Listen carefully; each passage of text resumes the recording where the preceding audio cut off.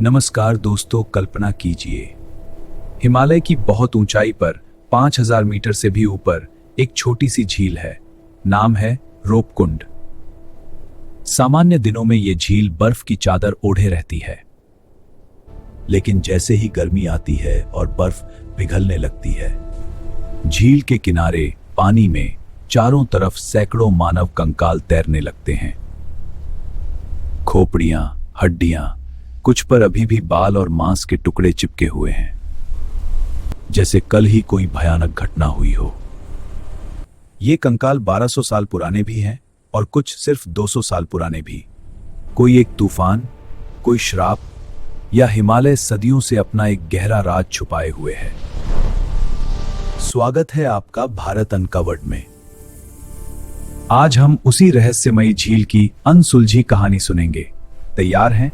तो चलिए हिमालय की ठंडी हवाओं के साथ इस सफर पर निकलते हैं।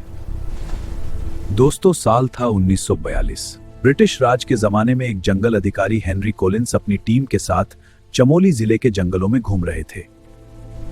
जब उन्होंने पास जाकर देखा तो उनके होश उड़ गए। पूरी झील के आसपास सैकड़ों मानव कंकाल बिखरे पड़े थे।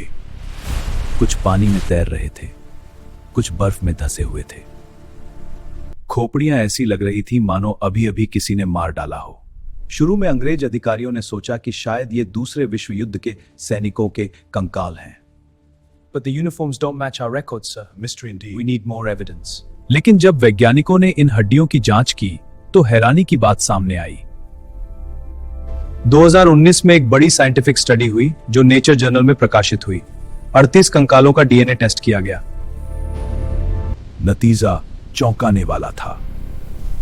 पहला ग्रुप हमारे जैसे दक्षिण एशियाई मूल के, जो 7वीं से 10वीं सदी के बीच यहां आए थे। दूसरा ग्रुप पूर्वी भूमध्य सागरीय क्षेत्र, यूनान, क्रीट जैसे से आए लोग जो 19वीं सदी में मरे। एक व्यक्ति दक्षिण पूर्व एशिया से। अब सवाल उठता है, इतनी ऊंची जगह पर ये लोग क्या कर रहे थे? कोई तीर्थ यात्रा, कोई व्यापारी काफिला, या कुछ और राज्य? स्थानीय लोग आज भी कहते हैं ये नंदा देवी की यात्रा पर गए तीर्थयात्री थे। रास्ते में देवी ने क्रोध कर दिया और सबको मार डाला। वैज्ञानिकों का कहना है कि इन खोपड़ियों पर कंप्रेशन फ्रैक्चर्स मिले हैं, जैसे बहुत भारी बर्फीले ओले पड़े हों।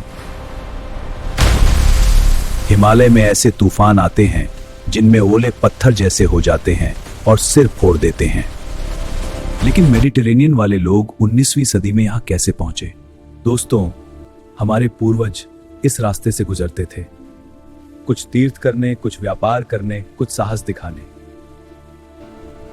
कुछ वापस लौट आए, कुछ सदियों तक बर्फ में दबे रहे। आज भी हर गर्मी में जब बर्फ पिघलती है, ये कंकाल बाहर आ जाते हैं। जैसे रोपकुंड झील खुद कह रही हो, मेरा राज अभी खत्म नहीं हुआ, हिमालय अभी भी बहुत कुछ छुपाए हुए है। तो बताइए दोस्तों, आपको क्या लगता है? यह सिर्फ एक भयंकर तूफान था, नंदा देवी का श्राप था, या हिमालय का कोई गहरा रहस्य? अपनी थ्योरी कमेंट में जरूर बताएं। अगर आपको भारत अनकवर्ड की ये अनसुलझी कहानियां पसंद आ रही हैं, तो चैनल को अभी सब्सक्राइब कर लीजिए और घंटी का बटन दबा दीजिए ताकि अगली कहानी आप तक सबसे पहले पहुंचे। अगली वीडियो में हम आपको ले चलेंगे अशोक महाराज के 9 अज्ञात पुरुषों की दुनिया में, वो रहस्यमयी समाज जिसने खतरनाक ज्ञान को हजारों साल तक छुपा कर रखा। भारत की अनकही, अनछुई कहानियां यही मिलेंगी। जय भारत। हम मिलते हैं अगली कहानी में।